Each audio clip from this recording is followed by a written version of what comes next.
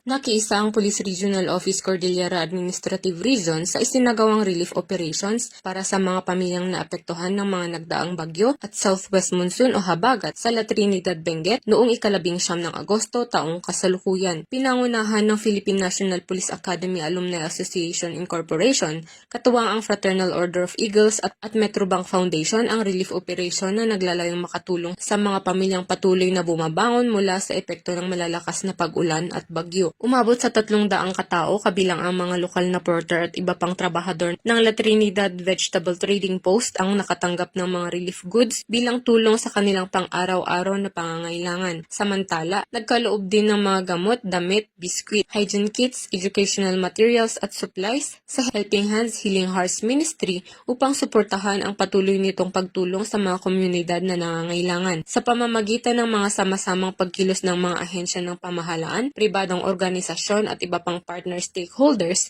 patuloy na isinasabuhay ng ProCar ang diwa ng bayanihan at malasakit sa mga mamamayang higit na nangangailangan ng tulong. Patuloy ang ProCar sa pagbibigay ng serbisyo at suporta sa mga komunidad na patuloy na bumabangon mula sa pinsalang dulot ng mga bagyo at habagat ng pagpapakita ng serbisyong mabilis, tapat at nararamdaman.